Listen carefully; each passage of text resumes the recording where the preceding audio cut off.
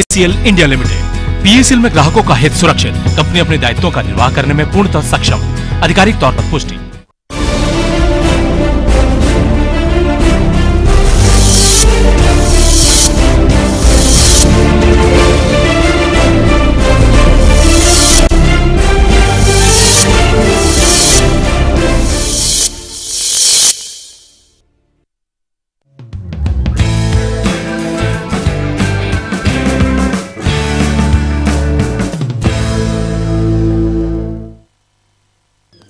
नमस्कार, मैं हूं यूसुफ अंसारी और आप देख रहे हैं न्यूज लाइन। देश की सियासत के रंग ढंग और मिजाज में ये बदलाव का वक्त है। कांग्रेस ने 2014 के आगामी लोकसभा चुनाव की जिम्मेदारी अपने युवराज राहुल गांधी के कंधे पर टांग दी है।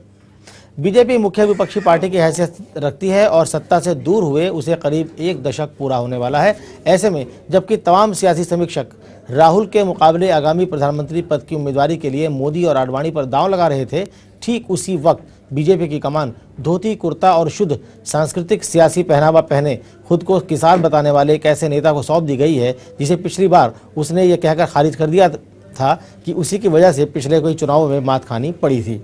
जी हाँ, हम बात कर रहे हैं राजनाथ सिंह की और न्यूज़ लाइन में अगले 1 घंटे इस दौरान हम इसी बात पर चर्चा करेंगे कि क्या राजनाथ बीजेपी के इस बार राज दिला पाएंगे बीजेपी को।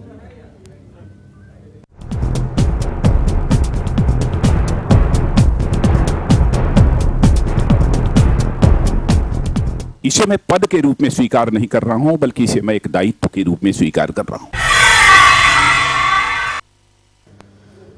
12 घंटे कितने होते हैं, आधा दिन या एक रात? नितिन गडकरी के जाने और राजनाथ सिंह के वापस अध्यक्ष चुने जाने में महज इतना ही वक्त लगा। देर शाम तक जिन गडकरी का एक बार फिर अध्यक्ष चुना जाना तय माना जा रहा था, सुबह होते होते राजनाथ सिंह को तमाम तामझाम के साथ उन्हीं गडकरी की जगह दे दी गई। शायद ऐसी ही तमाम संभावनाओं के हर पल खारिज होने और इसकी जगह हर सेकंड नए समीकरण बनने का नाम ही सियासत है। केंद्र की सियासत में बीजेपी की डूबी हुई नैया की पुरानी बोतल में नई शराब है राजनाथ सिंह। तभी तो जब उनकी पार्टी के भीतर उन्हें हाशिए पर जानकर चुका हुआ मान लिया गया था, ठीक तभी एक रात में सियासत ने ऐसी करवट बदली कि बीजेपी का ये नात उसे सत्ता का राज वापस दिलाने के लिए सबसे माकूल चेहरा बन गया। अपनी किस्मत के तारे की ऐसी चमक का अंदाजा शायद सियासत के इस खिलाड़ी को नहीं होगा।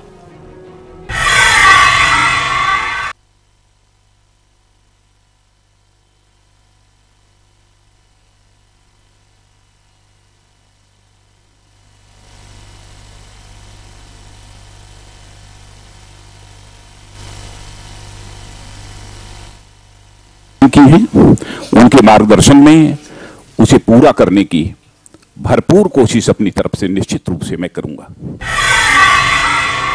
पिछले कुछ दिनों से जारी तमाम अंदरूनी झंझटों और झंझावातों को पीछे छोड़कर बीजेपी ने बड़े जोशो खरोश के साथ अपने इस सिपहसालार का एक बार फिर से राज तिलक किया। हर तरफ से उन्हें बधाइयां मिल रही थी। कोई गले लगा रहा था, कोई हाथ पकड़ रहा था, तो कोई गलबहियां डाले खड़ा था और इन सब के बीच उसे इस कुर्सी तक खींच लाने वाला सियासत का ये चाणक्य उसे उसकी जिम्मेदारियां गिना रहा था।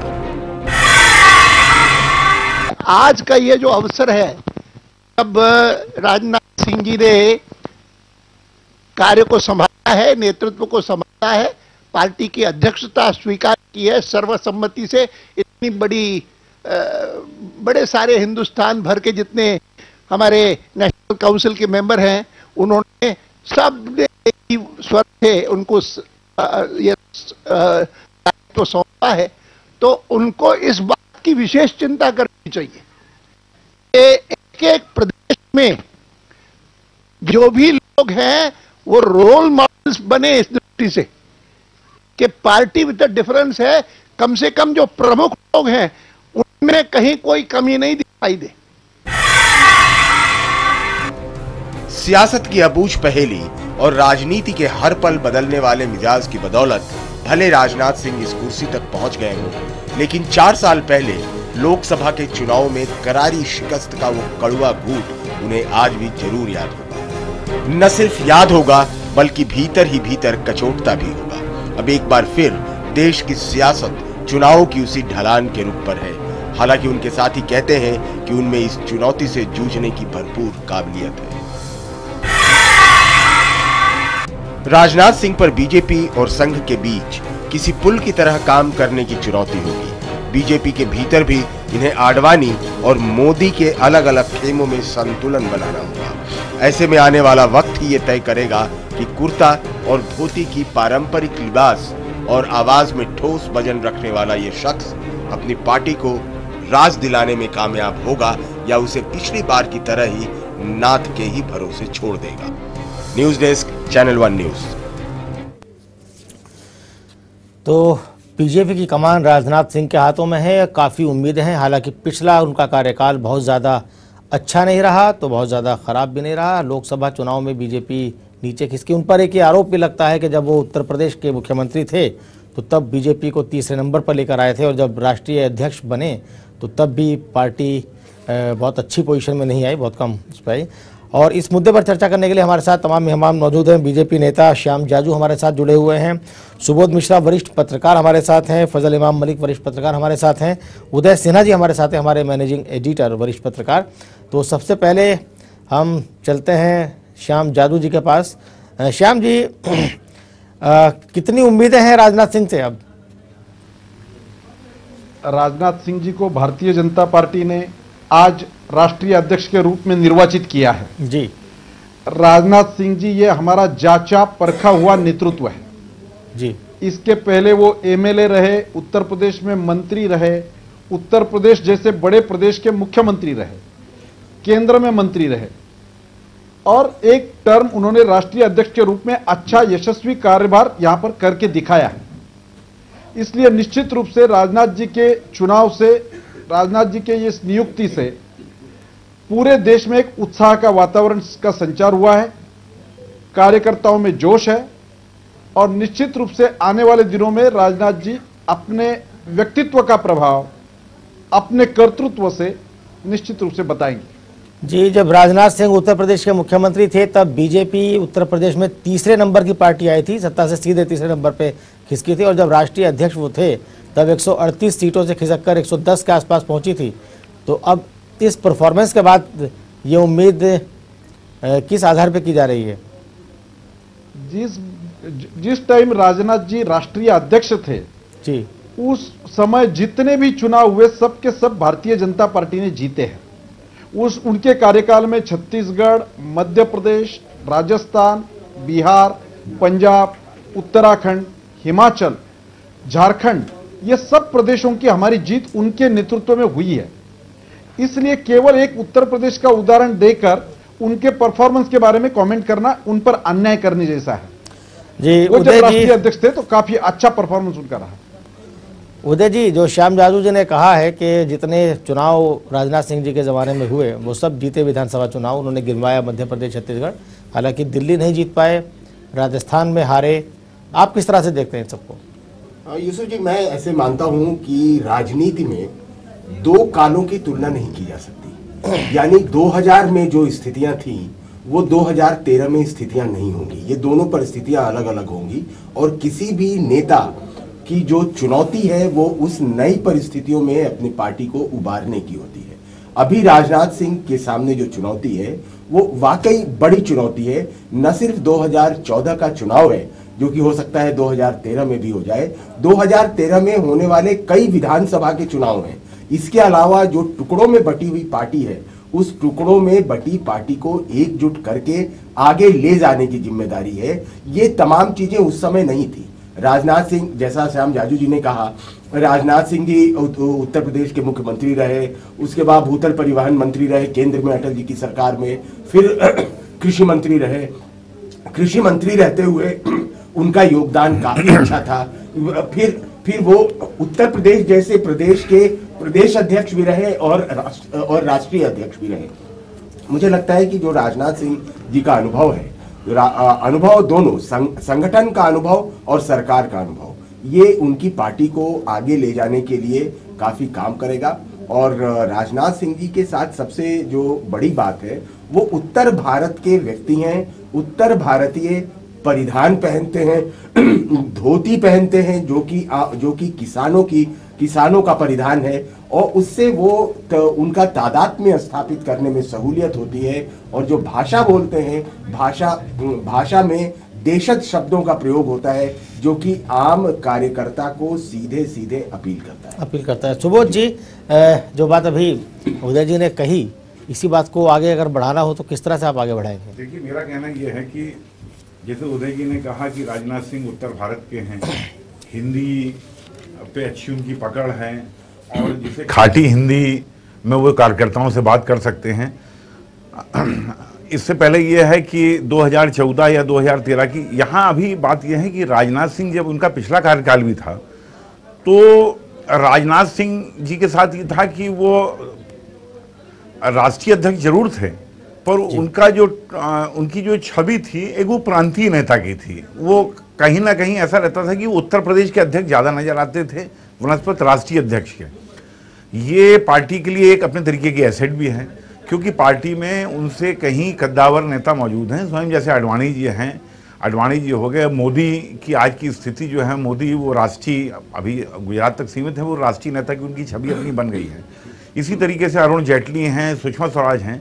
मेरा मानना यह है कि ये सब लोग को राजनाथ सिंह सूट करते हैं। अगर उनके और भी बात है, देखिए, मैं एक बात भूल गया ये बताना, राजनाथ सिंह जी एनडीए के एलाइज को ज्यादा एक्सेप्टेबल होंगे बनिस्बत नरेंद्र मोदी के।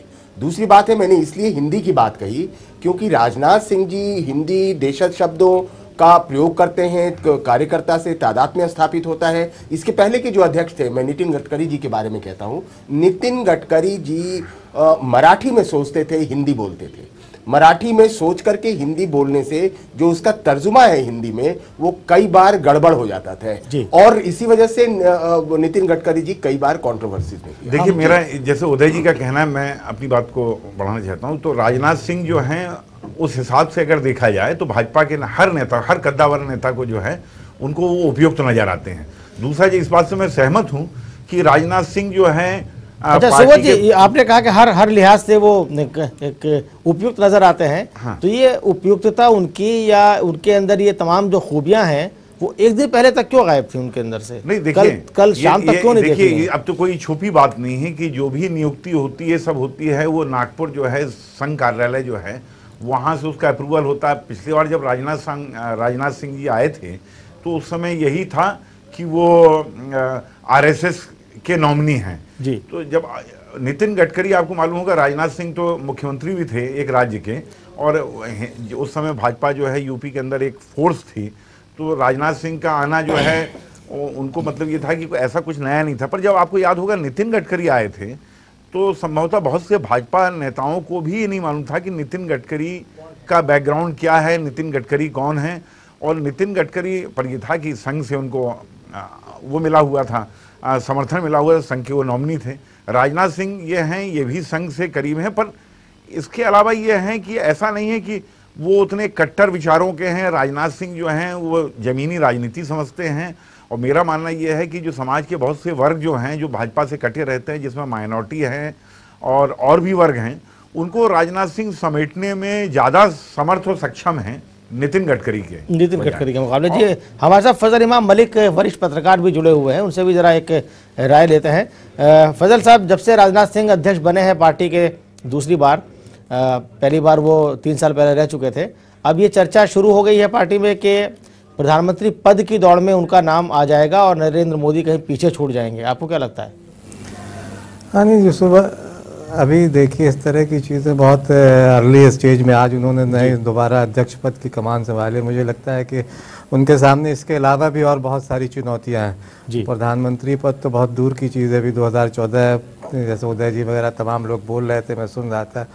राजनाथ सिंह के सामने दूसरी चुनौतियां ज़्यादा है, खासकर पार्टी को एकजुट करने की चुनौती। पार्टी कई सतह पे बिखरी हुई है, कई गुटों में बटी हुई है, और एक आडवाणी जी का खेमा एक पूरी तरह से, और संघ परिवार, इन दोनों के बीच एक डिवाइड रेखा खींची हुई है आज भी। अब मैं आपको थोड़ा पीछे याद दिला दूं, अगर ये डिवाइड रेखा, ये गांठ जो बनी थी भाजपा और संघ परिवार के आरएसएस के बीच, वो एनडीए के कार्यकाल के बीच बनी थी, जब उस वक्त आडवाणी जी ने गवर्नेंस और विचारधारा की बात की थी कि गवर्नेंस अलग बात होती है और विचारधारा अलग बात होती है। इसके बाद से जो एक रिश्ते की जिस तरह से एक भाजपा और आरएसएस में एक लकीर खींच गई थी, वो लकीर इस चुनाव में भी आपको दिखाई दिया है। खास के जिस तरह से आडवाणी ने अपना वीटो की और कल तक जो नितिन गडकरी, कल सुबह तक नितिन गडकरी सबसे पहली पसंद थे भाजपा के अध्यक्ष बनने के आरएसएस की तरफ से। अचानक रातों रात ये फैसला बदला गया और फिर राजनाथ सिंह आज दोबारा अध्यक्ष पद पे। तो उनके सामने सबसे बड़ी चुनौती यही है कि वो कैसे इस पार्टी को एकजुट करें। चुनाव अभी देर है, अभी तो 9 राज्यों के चुनाव इसी साल होने, उसमें भी उनको बहुत सक्रिय भूमिका। हालांकि जाजू जी की बात सही है, उन्होंने सही कहा कि राजनाथ सिंह के कार्यकाल में जितने चुनाव हुए उसमें राजनाथ सिंह का परफॉर्मेंस अच्छा रहा है। एक और बात जो कहना चाहूँगा कि जातीय आधार पर भी मुझे लगता है कि राजनाथ सिंह को उत्तर प्रदेश वगैरह में, चूँकि वो जिस जाति से आते हैं, कांग्रेस के पास अभी उनका कोई चेहरा दिग्विजय सिंह के अलावा कुछ नहीं है। एक भी आदमी शायद उत्तर प्रदेश में देखिए, उत्तर प्रदेश में कई राजपूत नेता सांसद हैं लेकिन वो मंत्री नहीं है। तो इसका असर भी एक वोट बैंक पे पड़ेगा। और अभी हाल ही में कल्याण सिंह को भी उन्होंने शामिल करके एक पिछड़ा कार्ड खेला है।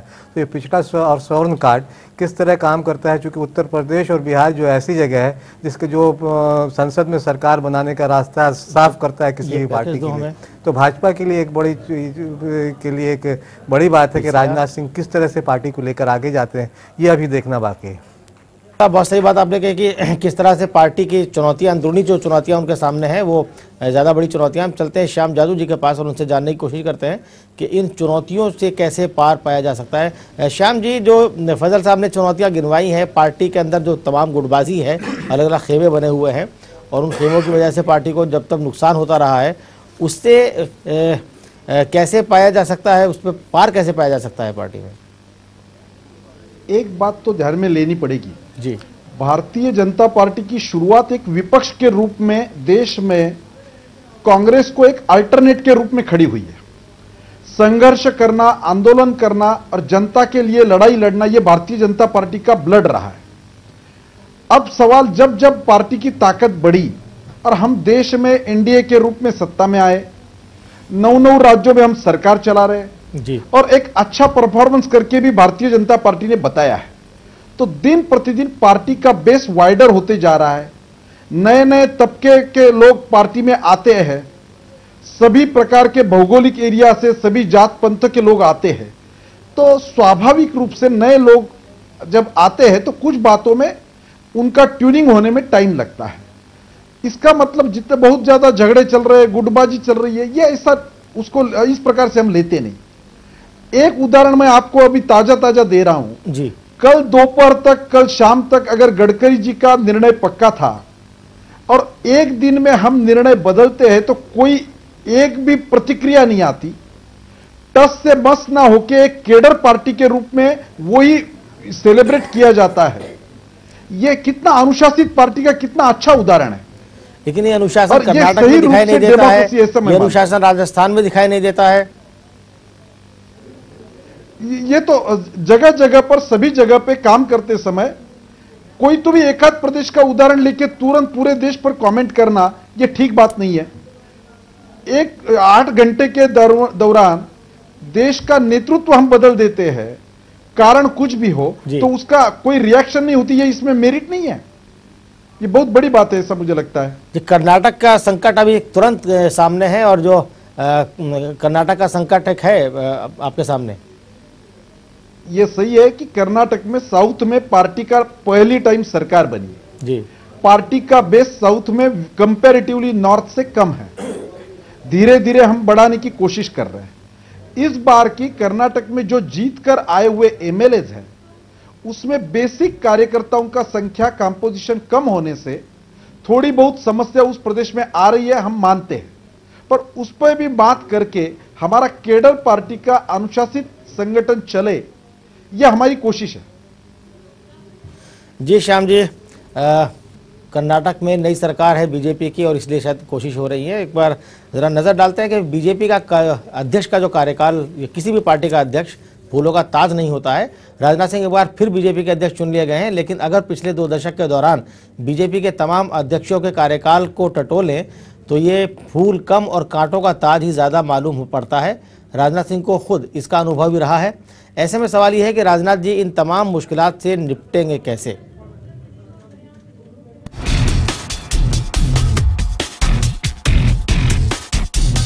देश की सबसे बड़ी विपक्षी सियासी पार्टी बीजेपी अध्यक्ष पद को लेकर हमेशा ही चर्चाओं में रही है। बीजेपी की नींव सन 1980 में रखी गई, लेकिन अध्यक्ष पद को लेकर पार्टी में हमेशा ही खींचतान बनी रही। बीजेपी के 1980 से 1986 तक अटल बिहारी वाजपेयी अध्यक्ष रहे। 6 सालों के बाद पार्टी के अध्यक्ष पद की कमान लालकृष्ण आडवाणी के हाथों में आ गई।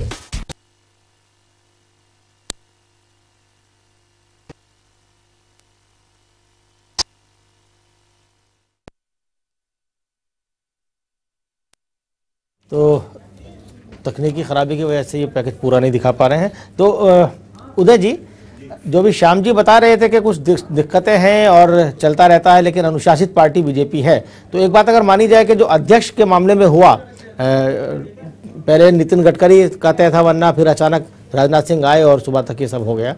लेकिन प्रदेशों के अंदर जो एक अनुशासनहीनता पार्टी के अंदर देखने को मिलती है और हर प्रदेश में कहीं ना कहीं पार्टी को नुकसान हुआ है।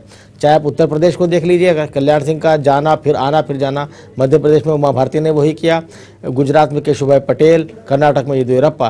तो ये अनुशासन केंद्र से निकल के जैसे राज्यों की तरफ जाते हैं तो कहाँ गायब हो जाता है? देखिए, अनुशासित पार्टी है या नहीं है, इस पर बहस से ज़्यादा जरूरी है कि हम इस बात पर बहस करें कि वो एक लोकतांत्रिक पार्टी है जी। ये श्याम जाजू अगर ये कह रहे हैं कि हम बहुत अनुशासित पार्टी हैं, इसका मतलब जैसे ही अनुशासित हम होंगे तो कोई लाइन कहीं दूसरी जगह से आएगी और उस लाइन को मानने के लिए अनुशासन का जो पूरा बवंडर है वो अनुशासन का बवंडर मचेगा।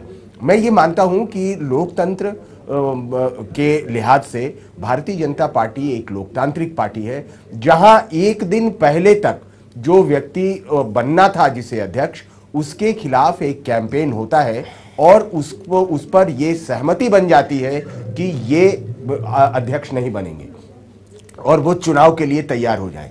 परेशानी यहाँ ये है कि एक दिखावा हम ये करते हैं कि साहब हम जो अपना अध्यक्ष चुनते हैं उस पर कोई विरोध नहीं होता और हम सर्वसम्मति से अध्यक्ष चुनते हैं। इसको करने की जरूरत नहीं थी। अगर आप सर्वसम्मति से अध्यक्ष न भी चुने, जो भी पार्टी चुनाव लड़ना चाहे, जो भी लड़ना चाहे, महेश जेठमलानी लड़ना चाह रहे थे या यशवंत सिन्हा लड़ना चाह रहे थे, आप उनको लड़ने दीजिए। उसके बाद से हमारे ख्याल से पार्टी एक लोकतांत्रिक पार्टी के तौर पर ज्यादा निखर करके सामने आएगी। अनुशासन होना बहुत अच्छी बात है और पार्टी ने पार्टी के नेतृत्व ने एक निर्णय ले लिया, उसको माना जाना चाहिए, लेकिन साथ में लोकतांत्रिक व्यवस्था भी बहुत महत्वपूर्ण है। और भारतीय जनता पार्टी इसी मायने में कांग्रेस से अलग है, इसी मायने में दूसरी पार्टियों से अलग है। देखिए, तमाम परिवारवाद की पार्टियों से भारतीय जनता पार्टी बिल्कुल अलग यहां पर निकल करके सामने आई है, जहां एक लोकतांत्रिक पद्धति से वहां अध्यक्ष चुना गया है। ये ज्यादा बड़ी बात है। बाकी आप जिस ओर इशारा कर रहे थे, वाकई आप प्रदेशों में देखिए, राजस्थान में कोई पार्टी में अनुशासनहीनता है, कर्नाटक में अनुशासनहीनता है, झारखंड में अनुशासनहीनता है, उस तरीके से नहीं, लेकिन फिर भी झारखंड भी बहुत ही संगठित पार्टी का बेस नहीं है। उत्तर प्रदेश में जितने दिग्गज नेता हैं वो आपस में झगड़ा कर रहे हैं।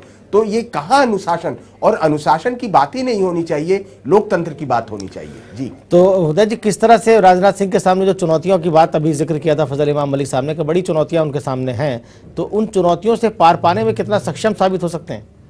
देखिए, जो उनकी खूबियां हैं उसको स्वीकार करना चाहिए और वो खूबियां यही हैं कि भारतीय जनमानस में वो आसानी के साथ पैठ होने वाले नेता हैं। अब अगर हम तुलना करें, राहुल गांधी, उनकी भी ताजपोशी हुई है आजकल, और वो आज अपने पहले दिन अपने दफ्तर भी गए थे, तमाम बुजुर्ग सेनापतियों की उन्होंने सभा भी बुलाई थी।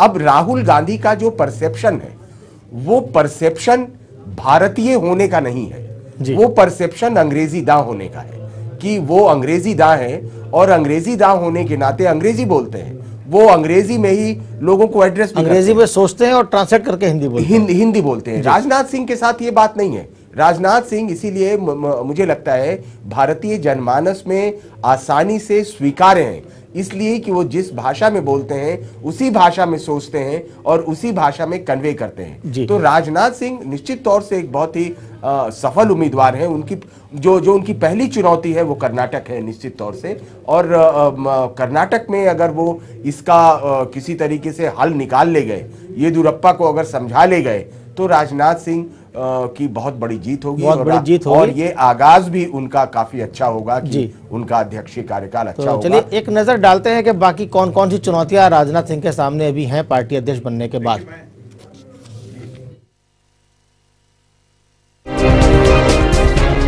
ऐसे वक्त में जब कांग्रेस ने आगामी लोकसभा चुनावों की जिम्मेदारी राहुल गांधी के कंधे पर सौंपी है, ठीक उसी वक्त बीजेपी ने उनके मुकाबले राजनाथ सिंह पर दाव लगाया। आगामी लोकसभा चुनावों का गणित भले ही राहुल बनाम राजनाथ ना हो, फिर भी बीजेपी को बाइज्जत सत्ता के मुकाम तक पहुंचाने में राजनाथ के राजमार्ग पर 100 मुश्किलें मुंह बाय खड़ी हैं। ऐसे में अगर कोई ये कहे कि राजनाथ का राज सिंहासन फूलों से जड़ा है, तो जानिए कि उसकी सियासत की समझ अभी कच्ची है। हालांकि कोई जाने या ना जाने, कम से कम राजनाथ इसे बखूबी समझते हैं। राजनाथ की सबसे बड़ी चुनौती अपने कुनबे को एक रखने की होगी। प्रधानमंत्री पद की उम्मीदवारी के बीच आडवाणी और मोदी की खींचतान से निपटना कोई बच्चों का खेल नहीं है।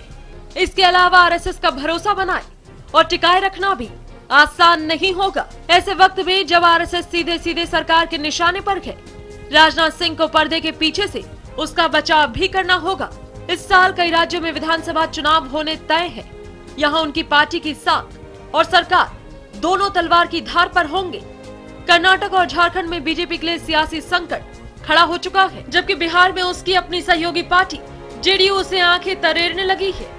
इन सब से होते हुए इनकी सबसे बड़ी चुनौती एनडीए के धड़े को एकजुट रखते हुए लोकसभा चुनावों में जीत दर्ज कराने की होगी। राजनाथ सिंह का राज तिलक भले हो गया हो, लेकिन उनके लिए सत्ता के राजमार्ग को सफलता से साधना इतना आसान नहीं होने वाला। ऐसे में आने वाले दिनों में उनकी उस रणनीति पर सबकी नजर टिकी होंगी, जिसके बूते और सहारे वो अपनी डगर तय करने के लिए आगे बढ़ेंगे। News desk, channel 1 news.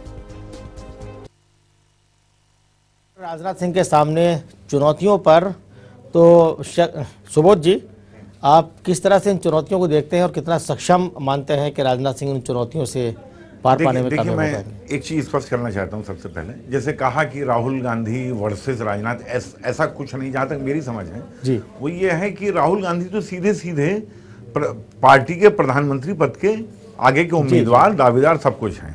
Rajnath Singh जो हैं वो बहुत कद्दावर नेताओं के बीच में एक संगठन को चलाने के लिए एक सर्वसम्मत आम सहमति से बने नेता हैं, और उनकी कोशिश, जहां तक उनकी जिम्मेदारी होगी, दायित्व ये होगा कि जितने जो, जैसे भी कर्नाटक की बात है कि येदियुरप्पा को किसी तरीके से जो है वो मनाएं, और राज्यों के अंदर जो छुटपुट टूट फूट है उसको करें।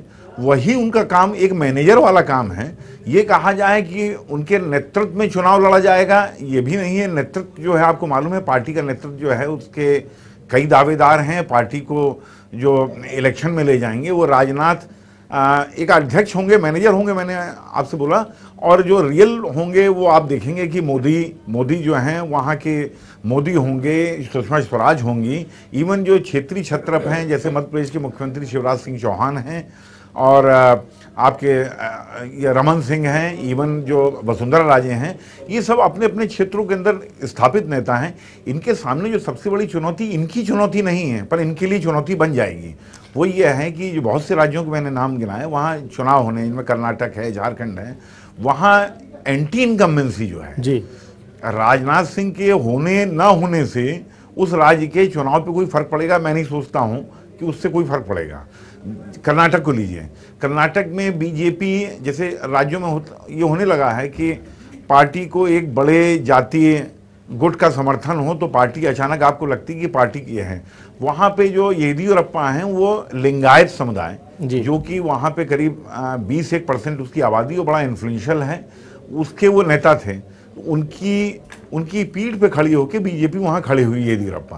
अब यह है कि वो लिंगायत नेता हैं, वो चले जाएंगे, बीजेपी और भी लिंगायत नेता लाए पर रियल लीडर तो वो रहेंगे। तो सबसे बड़ी चुनौती ये होगी किसी तरीके से। कुल मिलाकर के आपका कहना है कि जो अंदरूनी राजनीति है बीजेपी की, उसको सामंजस्य बैठाना और यही इनका दायित्व होगा। जी रही बात, जैसे अभी अनुशासन की बात हो रही थी कि जैसे चुनाव है, ये होता है कि कांग्रेस तो आपको मालूम है, कांग्रेस हो गई, सपा हो गई, और भी दलों के नाम नहीं लेने की जरूरत है। वहां सब परिवार है कि बेटा होगा, बहू होगी, पोता होगा, यही आगे एक परंपरा रहती, लोगों को मालूम रहता है कि ये नहीं तो ये होंगे।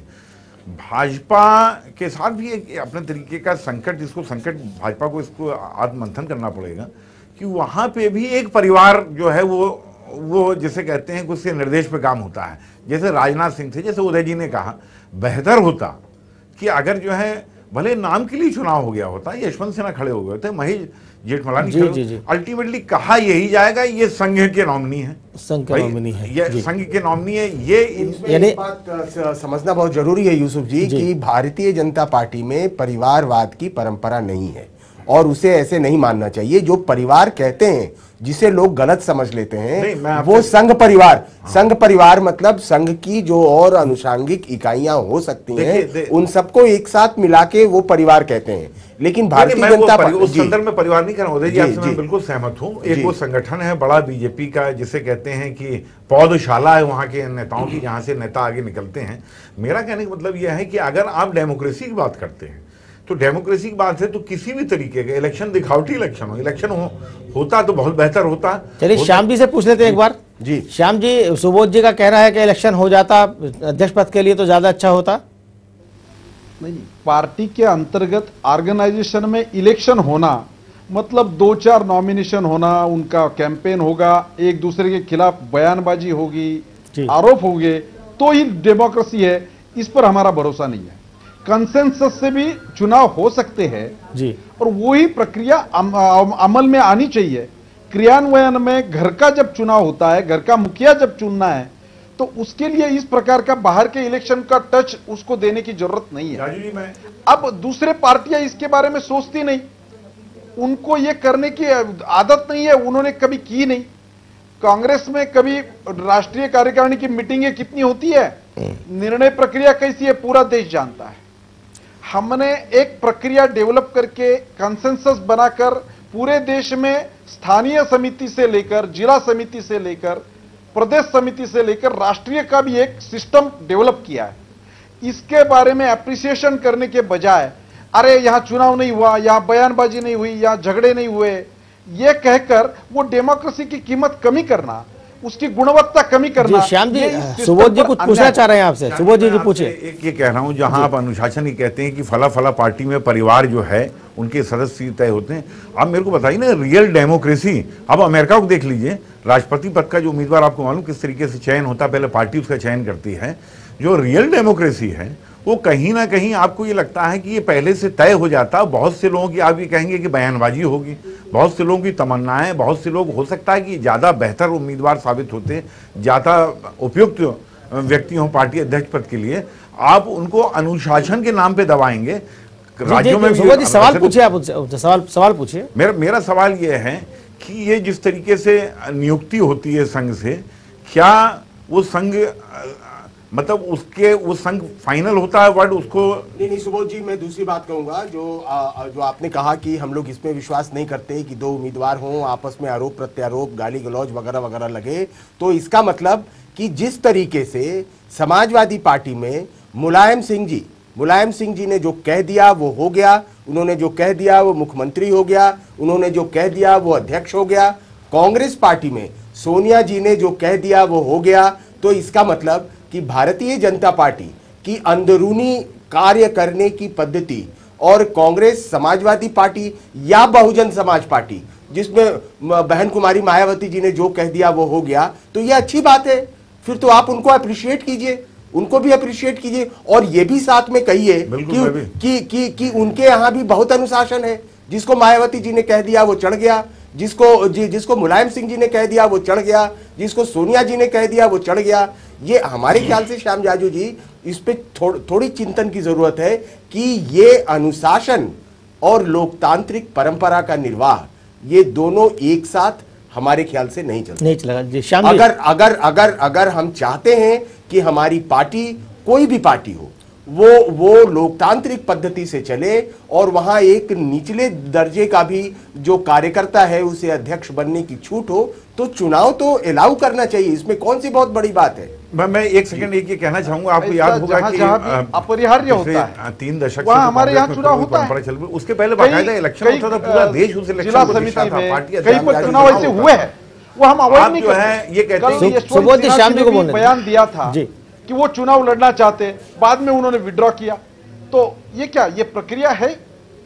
तो इसी बात को कहिए श्याम जी, इसी बात को कहिए कि प्रक्रिया है और उस प्रक्रिया का पालन हुआ है। आप अपनी पीठ ये कह के मत थपथपाइए कि बहुत अनुशासन है। समाजवादी पार्टी में भी अनुशासन है, सोनिया गांधी की भी पार्टी में अनुशासन है, मायावती जी की पार्टी में अनुशासन है, करुणानिधि की पार्टी में अनुशासन है, सब जगह अनुशासन है। जी अजय जी, आज का दिन काफी राजनीतिक गहमागहमी का रहा है, जहां बीजेपी में नए अध्यक्ष के रूप में राजनाथ सिंह ने कार्यभार संभाला है। वहीं देश की सबसे बड़ी पार्टी कांग्रेस सत्ताधारी पार्टी है, जिसमें राहुल गांधी को उपाध्यक्ष हाल ही में बनाया गया था, उन्होंने भी आज फॉर्मल तरीके से कामकाज अपना शुरू किया।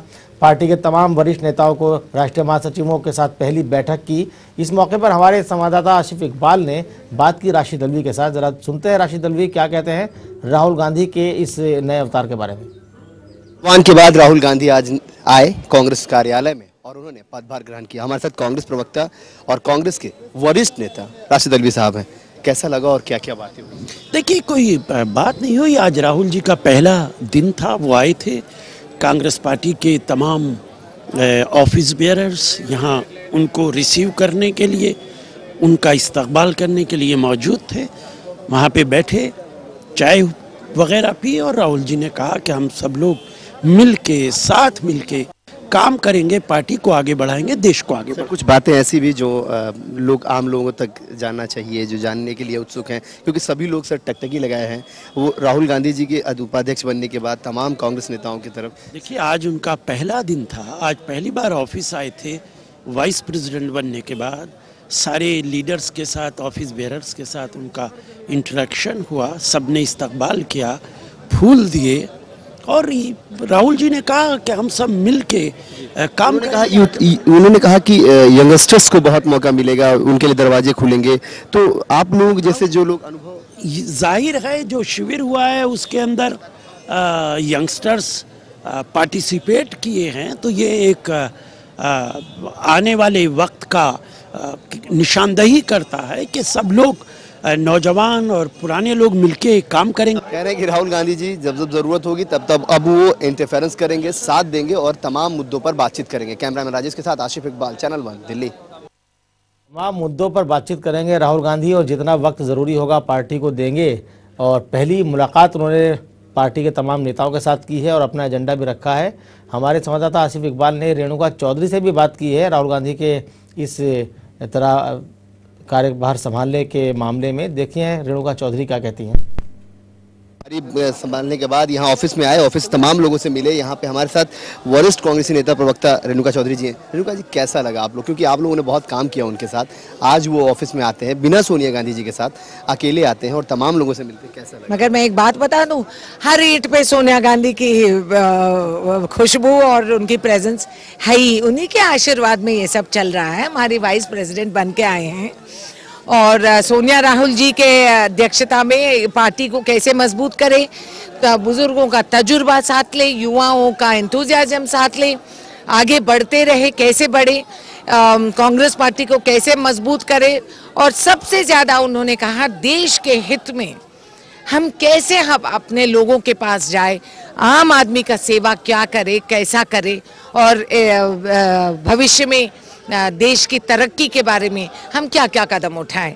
तो बहुत अच्छा इंटरेक्शन हुआ, बहुत डेमोक्रेटिक वे में हुआ और हम सबको बहुत अच्छा लगा, क्योंकि हमेशा ही ये साथ काम करते रहे, मगर आज का दिन उनको नया रूप में, एक नया इससे वो आए, बात करें, मगर इतनी भी गुरूर नहीं, इतनी भी कुछ नहीं, वो सामान्य तरीके से सबको एक जोश दिलाए हैं कि चलिए हम साथ मिलके काम करें। आज एक कोइंसिडेंट भी है मैम, आज राहुल जी भी यहाँ आए, तमाम लोगों से मिले, तमाम लोगों से बात किए। आप क्योंकि प्रवक्ता हैं इसलिए आपकी राय जरूर जानना चाहते हैं कि आज बीजेपी में भी राष्ट्रीय अध्यक्ष का चुनाव हुआ, तमाम उठापटक के बाद आखिरकार एक नाम सामने आया, तमाम लोगों ने, तो क्या कहेंगे आज ये कोइंसिडेंट कैसा? ये कोइंसिडेंस कोई नहीं, जैसा शिविर में सिग्नल मिल गई, ये अब इनकी अपनी मजबूरी हो गई, कोई कुर्ता फाड़ लिए, कोई अपना कपड़ा फाड़ लिए, मैं क्या करूं, उन लोगों को रास्ता नजर नहीं आ रही, क्योंकि सोनिया जी और राहुल जी और प्रधानमंत्री, हमारे पास तो पूरा रेंज के लोग हैं जो अलग अलग इसको अट्रैक्ट कर सकते हैं, उनके पास क्या है, यही तो प्रॉब्लम है उनका। तो मुझे बहुत तरस आ रही है, उनको बस ऐसा करना पड़ा। अब I wish them best of luck, उनके पास कुछ ज़्यादा है भी नहीं, मगर डूबते हुए नाव में हम क्या कहें। मैम आपको विश क्यों करने की जरूरत है, क्योंकि आप लोग तो ऑलरेडी उनके सरकार, वो क्या कर रहे हैं, उनके पार्टी के अंदर क्या हो रहा है, हमें क्या लेना देना है, हमें कोई ताल्लुक नहीं और हम कुछ चाहते भी नहीं। वो अपना काम करें, हमें बहुत बड़ी जिम्मेदारी है, हम अपना काम करेंगे। बहुत शुक्रिया मैम। सब मैम साफ कह रही हैं रेणुका चौधरी जी कि वो बहुत खुश हैं क्योंकि राहुल गांधी यहाँ आए, साथ ही उन्होंने बीजेपी पर कटाक्ष भी किया और साथ ही उन्होंने ये भी कहा कि महिलाओं के हक के लिए कांग्रेस अग्रसर है, कांग्रेस उसके लिए उपाय ढूंढ रहा है, लेकिन जिस तरीके से बीजेपी पर उन्होंने चुटकी ली है एक बड़ा सवाल खड़ा करता है। कैमरामैन राजेश के साथ आशिफ इकबाल, चैनल 1 दिल्ली। तो उदय जी, दोनों नेताओं की बातचीत आपने सुनी, राशि दलवी और रेणुका चौधरी, कितना दमखम नजर आता है राहुल की इस नई टीम में और राहुल गांधी के इस नए अवतार में? भाई आप देखिए, ये मध्ययुगीन चारण परंपरा का बिल्कुल आपकी पराकाष्ठा है।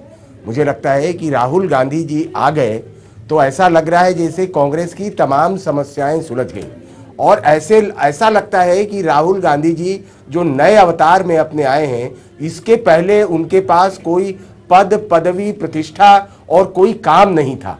इसी वजह से शायद वो लगातार इस बात की वो कोरस होती थी कि राहुल गांधी को एक बड़ी भूमिका में आएंगे, बड़ा रोल मिलेगा, और बड़े दायित्व की बात कोई नहीं करता था, बड़ा रोल की बात करता था। तो उस बड़े रोल में हर आदमी इस्तकबाल कर रहा है, हर आदमी चारण परंपरा के तहत अपना कुछ कुछ बोल रहा है जिसमें ताकि उनकी आवाज सुनी जाए। लेकिन ये राहुल गांधी आते आते कांग्रेस में कोई नई जान फूंक देंगे ऐसा मुझे नहीं लग रहा, क्योंकि वो इसके पहले कुछ भी कहीं से भी संगठन में उन्होंने जान नहीं फूकी। तो जो वो कल थे वही वो आज हैं। उनके ऊपर भी चुनाव जिताने की जिम्मेदारी होगी, और 2014 के चुनाव जो हैं उसमें ये दमखम उनका पता लग जाएगा कि राहुल गांधी क्या कर पाएंगे, क्या नहीं कर पाएंगे। फजल इमाम मलिक साहब, आपने सुनी बात रेणुका चौधरी और राशि दलवी साहब की, तो कितना दमखम नजर आया है राहुल गांधी के इस नए अवतार में, और क्या लगता है कि क्या राहुल गांधी वाकई एक बड़ा पद मिलने के बाद, बड़ा रोल मिलने के बाद कांग्रेस के भविष्य में कुछ बड़ा कर पाएंगे? यूसुफ भाई, सबसे पहले तो मैं आपको श्याम जाजू जी ने और उदय जी ने बहुत अच्छा सवाल भाजपा को लेकर उठाया था, मैं उस पर एक थोड़ी सी बात करना चाहता हूँ कि जिस लोकतांत्रिक प्रक्रिया, उदय जी ने बहुत अच्छी बात कही कि लोकतांत्रिक प्रक्रिया की, लोकतांत्रिक प्रक्रिया शायद आज किसी भी राजनीतिक दल में नहीं है। भाजपा को लीजिए, भाजपा में संघ परिवार का जो एक आदमी आता है उसे अध्यक्ष बना दिया, वहाँ भी चुनाव नहीं होते अध्यक्ष पद के। कांग्रेस में भी यही परिपाटी है। मैं चूँकि उत्तराखंड का अभी आपको मिसाल दूँ, अभी श्याम जाजू ने बहुत अनुशासन की बात की, लोकतंत्र की बात की कि पार्टी में बहुत, वहाँ अध्यक्ष पद का चुनाव होना था, 2 लोगों ने चुनाव पर नामांकन भर दिया था, उन्हें मना कर दिया गया, डांटा गया, फटकारा गया, अंततः उन्होंने चुनाव नामांकन वापस लिया और वहाँ चुनाव रद्द कर दिया गया। यही हाल अभी बिहार में भी अध्यक्ष पद के चुनाव को लेकर हुआ था। तो ऐसा कहीं नहीं कि आज कोई भी पार्टी दूध की धुली नहीं, ये सब अपने अपने सियासी नफे नुकसान को लेकर चलते हैं। अब रही राहुल गांधी की बात, राहुल गांधी के आने से कांग्रेस का कोई बहुत बड़ा चेहरा बदल गया है ऐसा तो लगता नहीं है। राहुल गांधी पहले भी नंबर 2 थे, घोषित नहीं थे, अघोषित थे, क्या कुछ नहीं था उनके पास। वो चाहते सरकार से करवाते, लेकिन सरकार से उन्होंने कुछ ऐसा नहीं करवाया। और उत्तर प्रदेश, बिहार में पार्टी का क्या हाल हुआ हमारे सामने। उत्तर प्रदेश और बिहार को कांग्रेस जब तक इग्नोर करती रही, खासकर बिहार की बात मैं कर रहा हूँ, बिहार में कांग्रेस की हालत बहुत ख़राब है। बिहार में उस पर कभी अभी तक उस पर सोच भी नहीं है रही पार्टी के कुछ करे। 2 सांसद, एक मीरा कुमार को उन्होंने अध्यक्ष बना दिया संसद की, लोकसभा की, और दूसरे इसरारुल हक साहब है, वो भी पार्टी में कहीं किनारे पड़े हुए हैं। बाकी किसी को कुछ करने की, वहाँ पर कई महीनों बल्कि पिछले चुनाव के बाद से ही वहाँ संगठन का चुनाव होना बाकी, और अभी तक आप वो अध्यक्ष नहीं बना पा रहे हैं।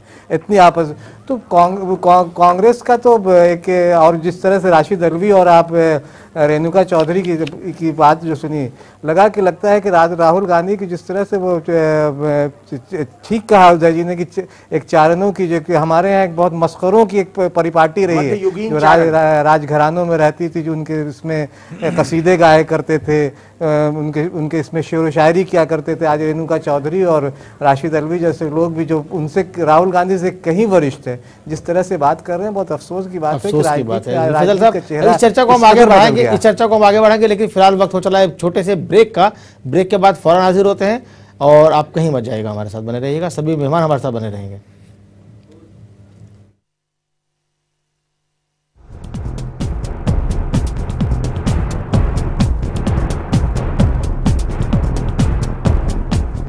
इसे मैं पद के रूप में स्वीकार नहीं कर रहा हूं, बल्कि इसे मैं एक दायित्व के रूप में स्वीकार कर रहा हूं।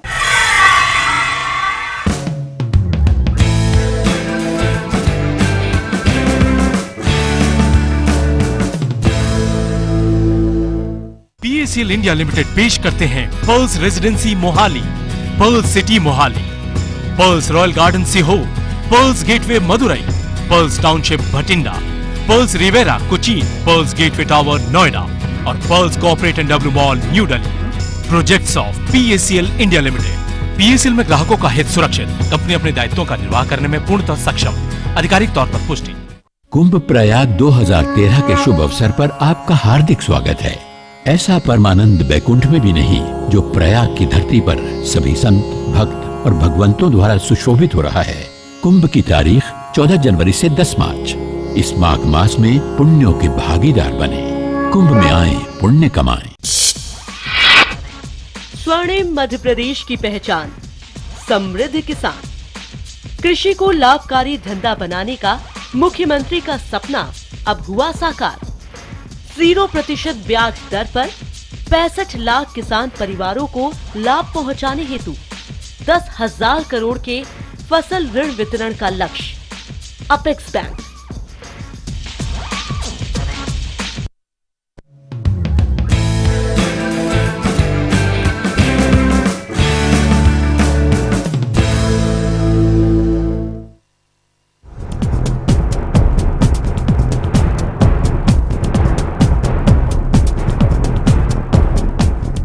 इसे मैं पद के रूप में स्वीकार नहीं कर रहा हूं, बल्कि इसे मैं एक दायित्व के रूप में स्वीकार कर रहा हूं।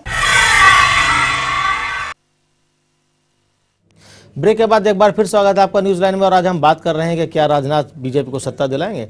देश की सबसे बड़ी विपक्षी सियासी पार्टी का रुतबा रखने वाली बीजेपी का गठन 1980 में हुआ। तब से लेकर अब तक इसके कई अध्यक्ष हुए हैं। आइए एक नजर डालते हैं इन अध्यक्षों और उनके कार्यकाल पर।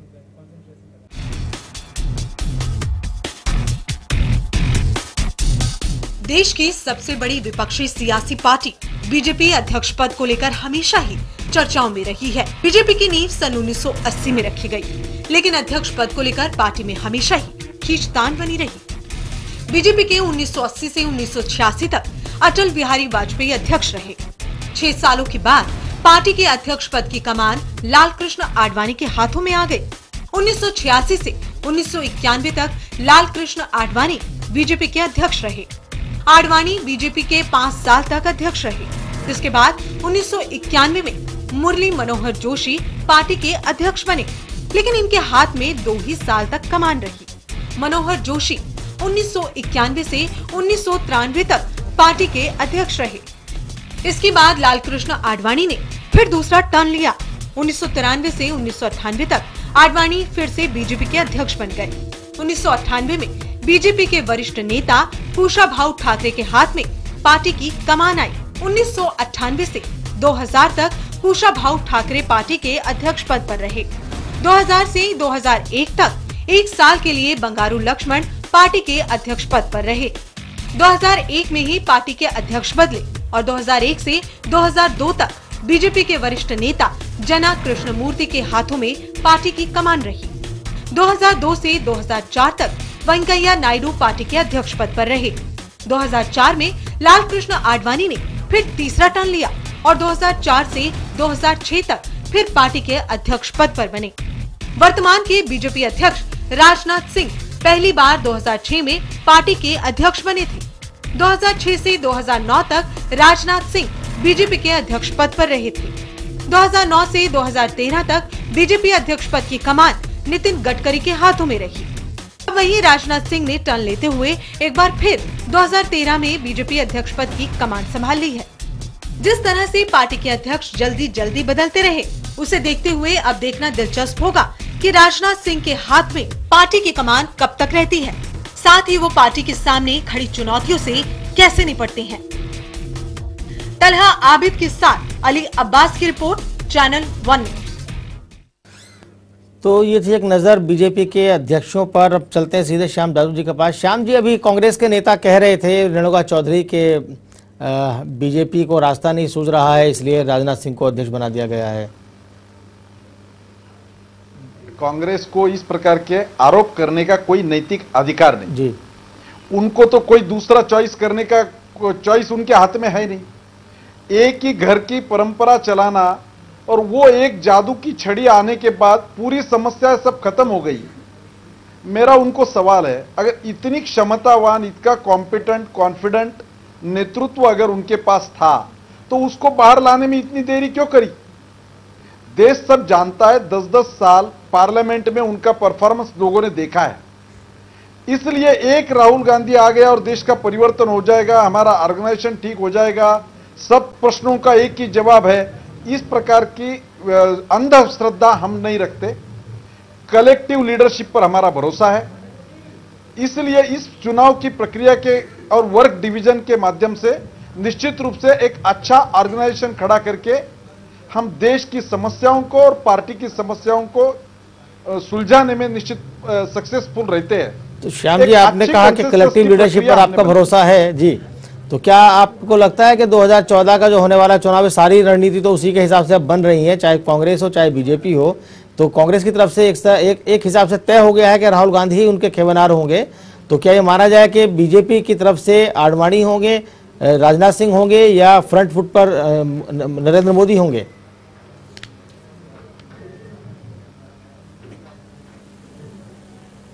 श्याम जी जी, भारतीय जनता पार्टी उचित समय पे इसका निर्णय करेगी। हमारा पार्लियामेंट्री बोर्ड है, देश के सिचुएशन के आधार पे हमारे पास काफी नेता उस प्रकार की क्षमता रखने वाले हैं। नेताओं की कोई कमी नहीं है भारतीय जनता पार्टी में, और उचित समय पर उसकी घोषणा की जाएगी। देखिए, कुछ ही दिन पहले जब गुजरात के चुनाव हुए थे, उसके बाद आप भी हमारे साथ एक चर्चा में मौजूद थे। आपने कहा था कि नरेंद्र मोदी से ज्यादा अच्छा कोई उम्मीदवार नहीं है पीएम पद के लिए बीजेपी में। निश्चित रूप से नरेंद्र मोदी जी की चर्चा पूरे देश में है जी। उनका मेटल उन्होंने प्रूव किया है, जांचा परखा हुआ, और एक गुड गवर्नेंस का एक अच्छी मिसाल उन्होंने दी है, और लोगों में उनका आकर्षण है, पार्टी में उनका ऊपर स्थान है। तो क्या राजनाथ सिंह के आने के बाद नरेंद्र मोदी के दिल्ली की तरफ बढ़ते हुए कदम रुक जाएंगे, या रुक गए हैं, या वो उसी तरह आगे बढ़ेंगे? आज जो निर्णय हुआ नहीं है वो तुरंत ऐसा मीडिया के माध्यम से कहना हम उचित नहीं समझते। संगठन के मंच पर, हमारे मंच पर उसका योग्य निर्णय होगा, बाद में उसकी घोषणा की जाएगी। जी, उदय जी क्या कहेंगे श्याम जी की बात, इस बात पर? नहीं, श्याम जी की मजबूरी है, इस तरीके से कह भी नहीं सकते और कहना भी नहीं चाहिए। वो एक जिम्मेदार पार्टी के जिम्मेदार नेता हैं, और कैसे कहें कि किसी के कदम रुक गए, या कैसे कहें कि किसी के कदम बढ़ गए, इसलिए वो ठीक है, वो बिल्कुल सही। लेकिन पॉलिटिकल डायनेमिक्स क्या कहती है? पॉलिटिकल डायनेमिक्स जो मुझे है, देखिए बीजेपी का संकट दो है। बीजेपी का संकट अपनी पार्टी में, जहां तक ये प्रधानमंत्री पद के उम्मीदवार पर सहमति बनाने की बात है, तो ये बात ठीक है कि नरेंद्र मोदी सबसे आगे हैं, लेकिन संकट जो वहां जो है वो संकट एलाइज का है, संकट जदयू का है, संकट दूसरी पार्टियों का है। और वो जो एलाइज हैं, वो एलाइज किस पर क्या रिएक्ट करेंगे, वो सिर्फ अभी तक एक ही पार्टी के बारे में पता है, और वो है जदयू।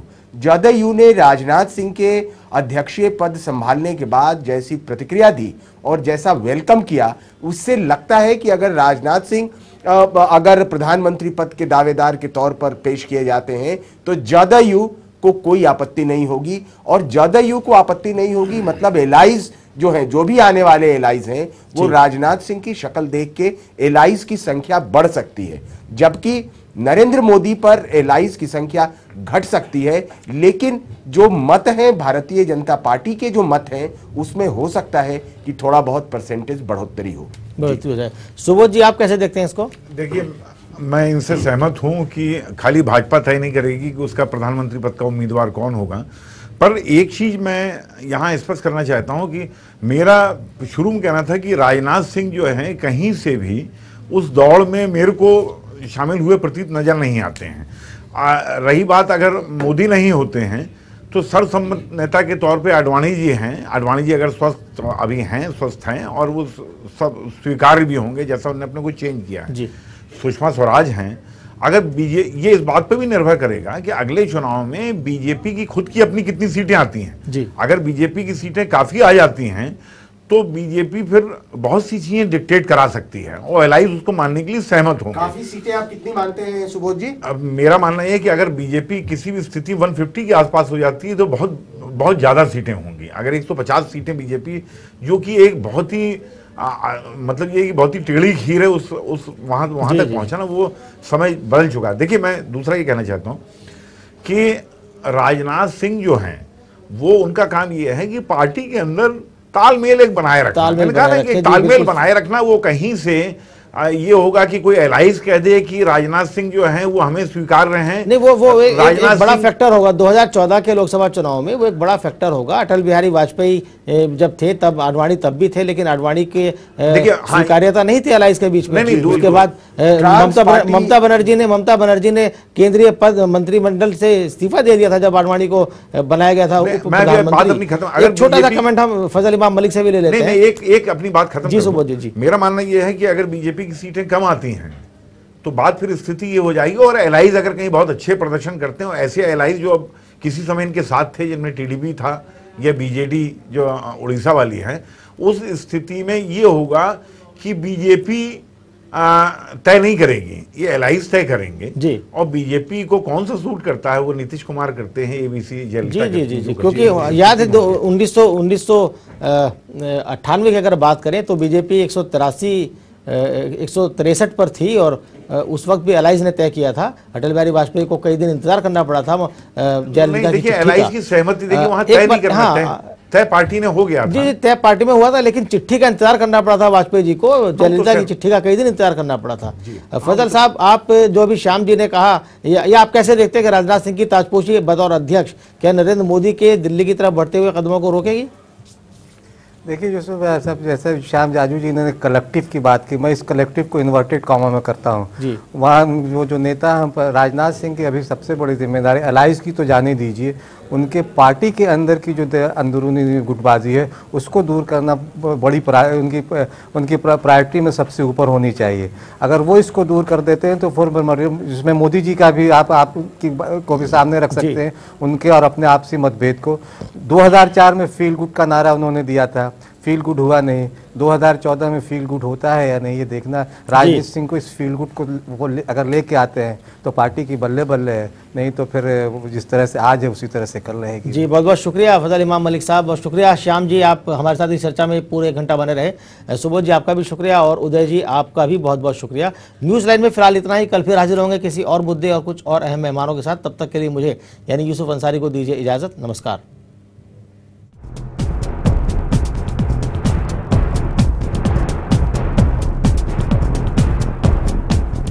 इसे मैं पद के रूप में स्वीकार नहीं कर रहा हूं, बल्कि इसे मैं एक दायित्व के रूप में स्वीकार कर रहा हूं।